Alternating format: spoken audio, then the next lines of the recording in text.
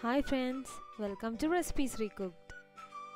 ഞാനിന്ന് വന്നിരിക്കുന്നത് പച്ചമാങ്ങ ചമ്മന്തിയുടെ റെസിപ്പി ആയിട്ടാണ്.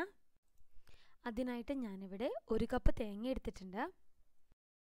എരിവിന് ആവശ്യമായിട്ടുള്ള പച്ചമുളകിനെക്കാട്ടിലും നല്ലത് കാന്താരി ആയിരിക്കും. ഞാനിവിടെ 2 പച്ചമുളക് എടുത്തിട്ടുണ്ട്. പിന്നെ വേണ്ടത് കൊച്ചുള്ളിയാണ്. ഞാനിവിടെ 4 ചെറിയ കൊച്ചുള്ളിയാണ് എടുത്തിരിക്കുന്നത്. വലുതാണെങ്കിൽ 2 എണ്ണം മതിയാകും. പിന്നെ വേണ്ടത് പച്ചമാങ്ങയാണ്. ഞാനിവിടെ ഒരു പകുതി മാങ്ങയാണ് എടുത്തിരിക്കുന്നത്. മാങ്ങയുടെ പുളി അനുസരിച്ചിട്ട് വേണം ചേർക്കാനായിട്ട്. അപ്പോൾ നമുക്കിനി മാങ്ങാ ചമ്മന്തി തയ്യാറാക്കാം. അതിനായിട്ട് മിക്സിയുടെ ഒരു ചെറിയ ജാറിലേക്ക് എരിവിന് ആവശ്യമായ പച്ചമുളക്, കൊച്ചുള്ളി, പച്ചമാങ്ങ. ഇത് വിളഞ്ഞ മാങ്ങയാണ്, എന്നിരുന്നാലും ആവശ്യത്തിന് പുളിയുണ്ട്. ഇതിലേക്ക് ഒരു തണ്ട് കറിവേപ്പില കൂടി ചേർത്ത് കൊടുക്കുന്നുണ്ട്. ആദ്യമായിട്ട് ഇത് ഒട്ടും വെള്ളം ചേർക്കാതെ നല്ല ഫൈനായിട്ടൊന്ന് അരച്ചെടുക്കാം.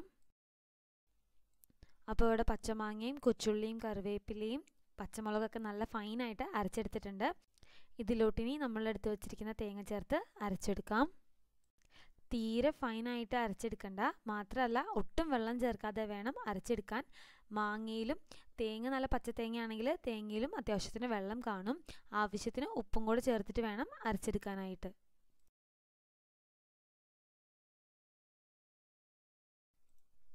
അപ്പോൾ അത്രയേ ഉള്ളൂ, നമ്മുടെ തനിനാടൻ പച്ചമാങ്ങ ചമ്മന്തി ഇവിടെ റെഡി ആയിട്ടുണ്ട്.